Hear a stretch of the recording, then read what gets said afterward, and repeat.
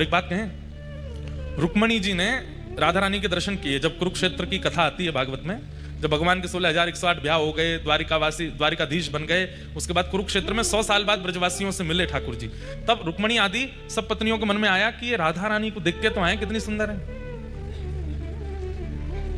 त्रिलोक की सुंदर कृष्ण की हम पटरानियां हैं, हमारी सुंदरता के आगे स्वर्ग की उर्वशी आदि, रंभा आदि अप्सराएं भी फीकी लगती हैं, परंतु ये राधा रानी कैसी हैं, एक बार देख के तो आए। थोड़े अभिमान में गई हैं किशोरी जी को देखने के लिए। आहा, वर्णन करते हैं कि भगवान की अष्टपटरानियां जब किशोरी जी का दर्शन करने के लिए गईं, तो जैसे ही जिस शिविर में किशोरी जी विराजमान थी उसमें भीतर प्रवेश किया, तो मृग नैने, मृग जैसे नेत्र, दूध जैसा श्वेत बिल्कुल वर्ण, धीर गंभीर नेत्र, एक बार किसी को देख लें तो वो वहीं स्तब्ध मूर्तिमंत हो जाए। हस्त कमल ऐसे मानो जैसे कोई नील सरोवर के कमल खिल गए हों।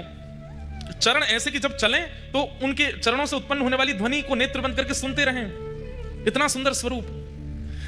यह स्वरूप काम प्रकट नहीं करता, बल्कि प्रकट हृदय में काम को नष्ट और कर देता है, ऐसा स्वरूप। प्रकट हृदय में क्रोध को भी नष्ट कर दे, ऐसा स्वरूप। हमारे अंदर जितने दोष हैं वो दोष समाप्त से हो जाते हैं, ऐसा स्वरूप।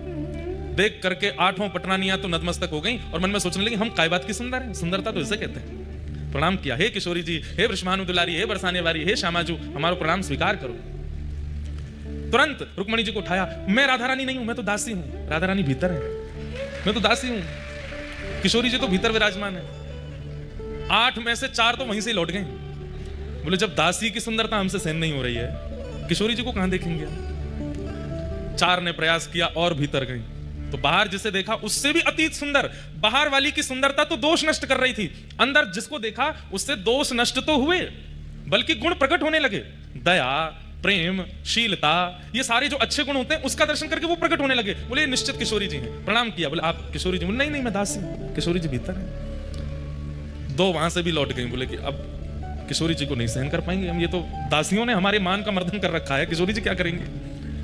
कहते हैं अंत तो गत्वा रुक्मणी जी पहुंची बस, और जैसे ही रुक्मणी जी ने प्रवेश किया, असंख्य, संख्या गिनी नहीं जा सकती, इतनी असंख्य सुंदरियां चारों ओर बैठी हैं, और उन सबकी सुंदरता में विशेषता यह है, एक की भी सुंदरता काम प्रकट नहीं कर रही है, सबकी सुंदरता गुण प्रकट कर रही है, नेत्रों से अश्रु प्रकट कर रही है, दीनता प्रकट कर रही है, दैन्य प्रकट कर रही है, और उन सबके मध्य में एक सिंहासन पर तप्त कांचन गौरांगी श्री राधे वृंदावनेश्वरी श्री किशोरी जी विराजमान है। रुक्मणी जी देखते ही मूर्छित हो गई, बेहोश हो गई, सुंदरता सहन नहीं कर पाई, इतनी सुंदर।